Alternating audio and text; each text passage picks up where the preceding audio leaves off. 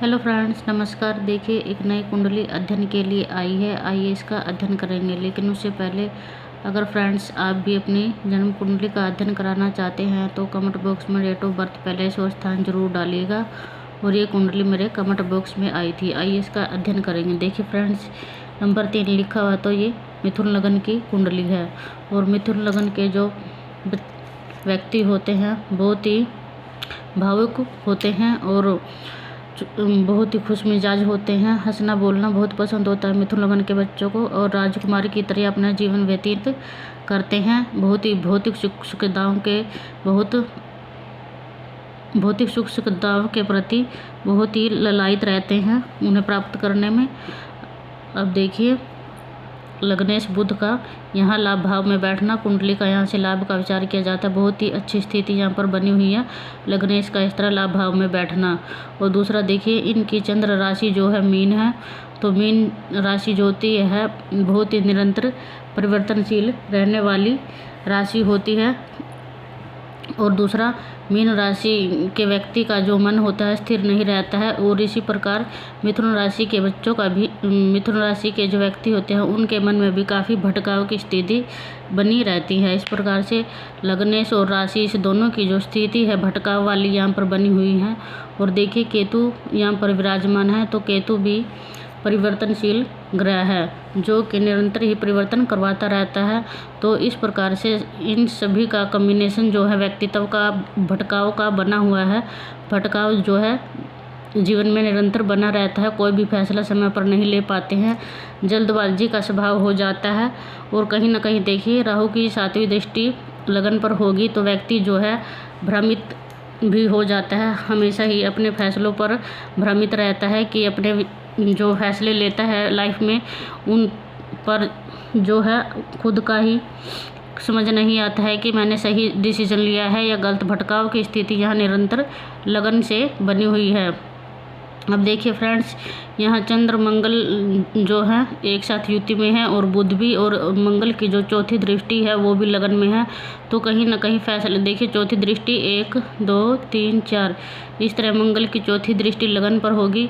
तो इस पर मंगल का दृष्टि संबंध बनना, तो जल्दबाजी भी इस प्रकार व्यक्तित्व में आ जाती है कि हर कोई फैसला जल्दबाजी में ले लेते हैं। व्यक्ति ज़्यादा सोच विचार नहीं कर पाते हैं। बहुत ही जल्दबाजी प्रवृत्ति का व्यक्ति हो जाता है। इस प्रकार ये मंगल की स्थिति यहाँ पर रहेगी। दूसरा, मंगल की 7वीं दृष्टि माँ के घर पर पड़ेगी। भवन वाहन का सभी प्रकार के सुखों का विचार यहाँ से किया जाता है। चंद्रमा की दृष्टि, बुध की दृष्टि, इस प्रकार से व्यक्ति जो है अपने पराक्रम से, देखिए गुरु पराक्रम में बैठे हुए हैं, यहाँ से पराक्रम का विचार किया जाता है। व्यापारेश और लाभेश का स्वामी, नवम भाव का स्वामी, और देखिए यहाँ 12वीं राशि बनी है तो व्यापार का विचार यहाँ से किया जाता है और लाभ का विचार यहाँ से। इस प्रकार दोनों के स्वामी जो है पराक्रम में बैठे हुए हैं। तो सभी सुख सुविधाएं जो हैं व्यक्ति अपने व्यापार और लाभ से, देखिए इन ग्रहों की मजबूती स्थिति यहाँ पर, तो अपने व्यापारी नुमा गुण भी व्यक्तित्व में आ जाते हैं। क्योंकि बुध जो होते हैं व्यापार के कारक होते हैं और देह लाभ भाव में बैठे हुए हैं। तो इस प्रकार से पराक्रम बहुत ज़्यादा करते हैं। गुरु का यहाँ पराक्रम में बैठना अपने आप में ही बहुत ही अच्छा सुंदर योग बना हुआ है। यहाँ पर व्यक्ति जो है बहुत ही ज़्यादा मेहनत करते हैं और अपनी मेहनत से ही सब कुछ हासिल यहाँ पर व्यक्ति करता है।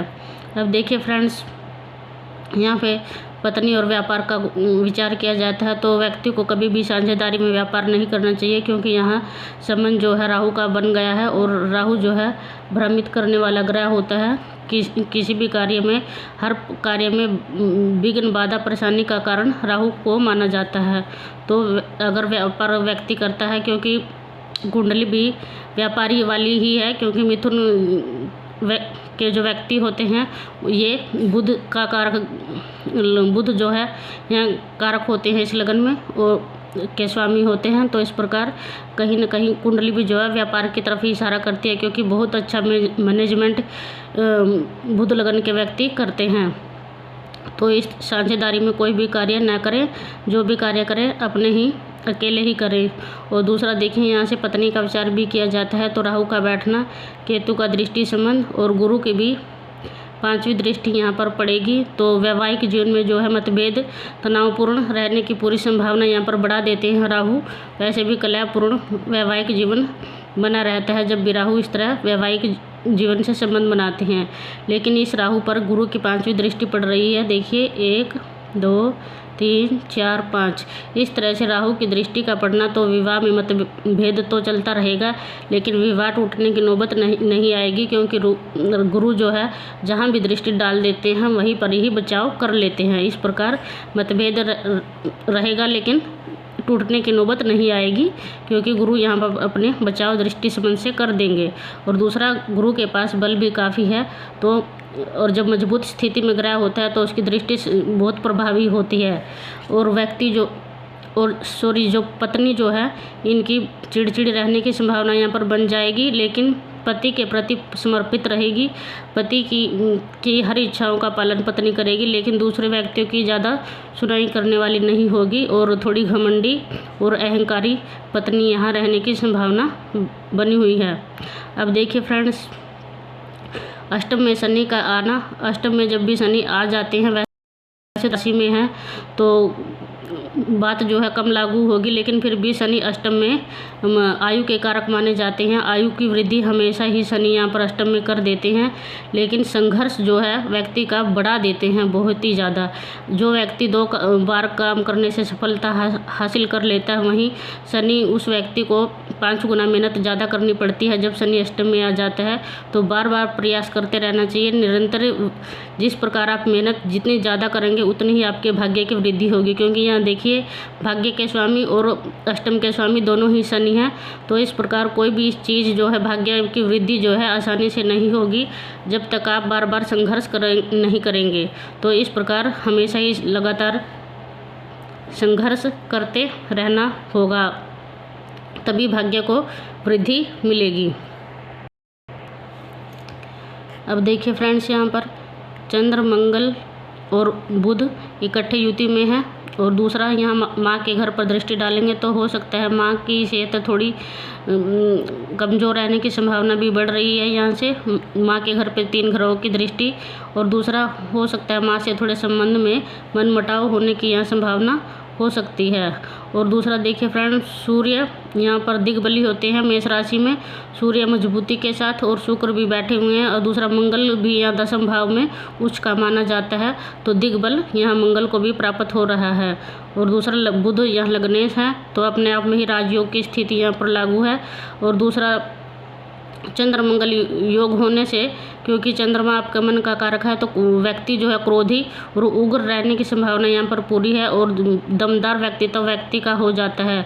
और दूसरा, अगर हम व्यक्ति की चंद्र कुंडली बना लेते हैं तो देखिए चंद्र यहाँ अगर लगन में आ जाएगा और राहु यहाँ 10वें में आ जाएगा, और ये तीनों ग्रह हम लगन में बिठा लेते हैं और राहु यहाँ 10वें में आ जाएंगे। अगर हम चंद्र कुंडली बना लेते हैं तो कहीं ना कहीं इस प्रकार 10वें में जब राहु आएंगे और ये ग्रह लगन में आएंगे तो और दूसरा यहाँ पर दृष्टि भी डालेंगे, तो कहीं ना कहीं अगर चंद्र कुंडली के हिसाब से देखें तो इसमें राजनीतिक गुण भी आ जाते हैं। तो व्यक्ति जो है इस प्रकार से पॉलिटिशियन में भी जा सकता है, क्योंकि राहु यहाँ जब चंद्र कुंडली बनाएंगे तो मजबूत स्थिति में यहाँ पर आ जाएंगे। और दूसरा देखिए, सूर्य का उच्च का होना, तो व्यक्ति अगर पॉलिटिशियन में जाता है तो पूरी सफलता वहाँ से प्राप्त होने की संभावना बढ़ जाएगी। वैसे भी बुध लगन के व्यक्ति जो होते हैं बहुत ही चतुर चालाक होते हैं, तो अपना कार्य किस प्रकार से निकालना है बहुत अच्छी तरह से मैनेजमेंट करते हैं ये, और दूसरों की राजनीति में भी खुद का फ़ायदा अच्छे से निकाल सकते हैं। तो इस प्रकार व्यक्ति जो है आने वाले टाइम में राजनीति में भी अगर जाता है तो सफलता हासिल होने की यहाँ पर पूरी संभावना बनी हुई है, क्योंकि देखिए शनि भी जनता का कारक होता है, राजनीति के लिए देखा जाता है, स्वयं अपने ही घर में विराजमान है। तो इस प्रकार से यह शनि का रोल बहुत इम्पोर्टेंट होता है। दूसरा देखिए, सूर्य शुक्र की युति, और दूसरा चंद्र बुध और मंगल का संयोग, तो व्यक्तित्व ही जो है व्यक्ति का बहुत ही भव्य होगा, और जो चतुराई होनी चाहिए राजनीति में जाने के लिए वो पूरी इस लगन में दिखाई दे रही है ग्रहों की स्थिति से।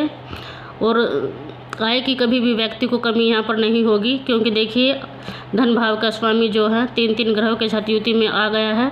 स्वयं ही धन का स्वामी लाभ भाव में बैठा हुआ है बुध मंगल की युति के साथ, और दूसरा सूर्य का उच्च राशि में होना, और पंचम पर सूर्य और शुक्र की सातुर दृष्टि पंचम पर होना। तो आय के साधन जो है व्यक्ति के निरंतर बने रहेंगे। आय के लिए कभी भी व्यक्ति को कमी नहीं होगी। इस प्रकार से यहाँ पे धन लाभ का जो संयोग है बहुत अच्छा बना हुआ है। दूसरा देखिए सूर्य की दृष्टि यहाँ से संतान का विचार किया जाता है। सूर्य और शुक्र की दृष्टि का संबंध 7वें भाव पे बना हुआ है, तो संतान प्राप्ति के बाद व्यक्ति का मान सम्मान बढ़ने की यहाँ पे पूरी संभावना हो जाएगी। सूर्य जो है और शुक्र, सूर्य जो मान सम्मान के कारक होते हैं और शुक्र संतान के, तो इस प्रकार से संतान की प्राप्ति के बाद व्यक्ति की जो है मान सम्मान और ऊंचाई जो है ज़्यादा हासिल व्यक्ति कर पाएगा अपनी संतान प्राप्ति के बाद। तो फ्रेंड्स, आई होप आप लोगों को कुंडली अध्ययन अच्छा लगा हो, और कुंडली अच्छी लगी हो तो वीडियो को लाइक कीजिएगा, शेयर कीजिएगा और चैनल को सब्सक्राइब भी कीजिएगा। और आप भी अगर अपनी कुंडली दिखाना चाहते हैं तो कमेंट बॉक्स में डेट ऑफ बर्थ, पैलेस और स्थान जरूर डालिएगा, और चैनल को सब्सक्राइब कीजिएगा प्लीज़ फ्रेंड्स। Thank you.